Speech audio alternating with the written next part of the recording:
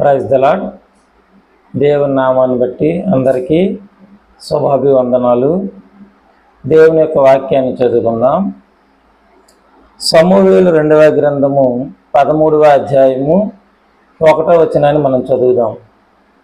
అటు పిమ్మట ఈ క్రింది సంఘటన జరిగెను. దావీదు కుమారుడు అబ్షలోమునకు తామారు అను చెల్లెలు కలదు. ఆ బాలిక మిక్కిలి అందగత్తె. దావీదు కుమారుడు అమ్నోను ఆమెపై వలపుగొనెను.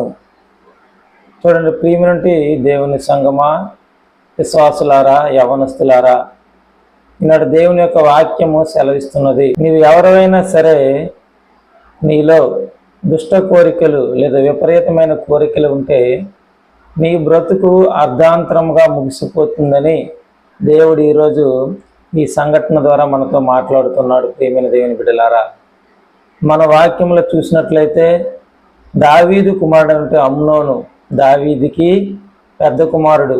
దావీదు మహారాజు తర్వాత ఇశ్రాయేలు దేశానికి రాజు అవ్వవలసిన వాడు.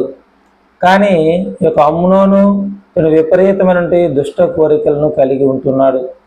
తన తమ్ముడైనటువంటి అబ్షలోము యొక్క చెల్లెలు, ఆమె పేరు తామారు. ఆమె మిక్కిలి అందగత్తె అని వాక్యం చెప్తుంది. ఆ యొక్క చెల్లెల యొక్క అందానికి భ్రమిసిపోయి విపరీతమైన కోరికలు కలిగి చెల్లెలతో ఎలాగైనా సరే పాపము చేయాలని అమ్నోను ఆలోచిస్తూ ఉన్నాడు. ప్రియమైన దేవుని బిడ్డలారా, అయితే దేవుడు ఈరోజు అంటున్నాడు, ఆ యొక్క అమ్నోను చెల్లెలతో ఎప్పుడైతే పాపము చేయాలని ఆలోచన కలిగి ఉన్నాడో దినదినము తన శరీరము కుచించుకుపోతూ ఉందంట. ఈనాడు చాలామంది యవ్వనస్తులు పాడైపోవడానికి కారణము వారిలో ఉండేటువంటి విపరీతమైన దుష్ట కోరికలే.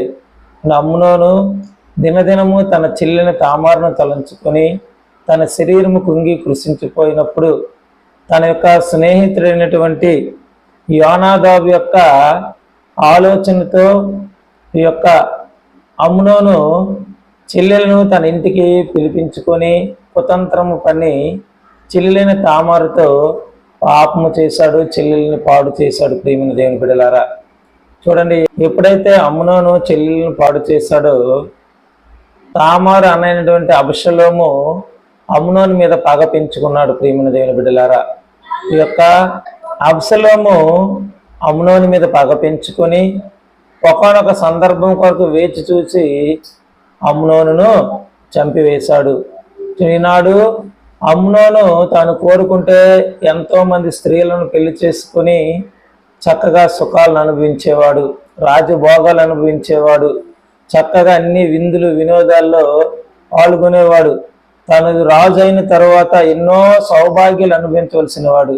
కానీ తన జీవితము అర్ధాంతరముగా ముగిసిపోయింది. ప్రియమైన దేవుని బిడ్డలారా, ఈనాడు చాలామంది ఇటువంటి విపరీతమైన కోరికలు కలిగే ఎంతో మంచి భవిష్యత్తును పాడు చేసుకుని ఎన్నో సుఖాలను అనుభవించవలసిన వారు, ఎంతో ఉన్నతమైన స్థానాలకు వెళ్ళవలసిన వారు చాలామంది యువకులు కానీ చాలామంది మనుష్యులు వారి రకరకాల దుష్ట కోరికలు, వ్యసనాలు, ఆలోచనలతో వారి బ్రతుకును పాడు చేసుకుంటున్నారు.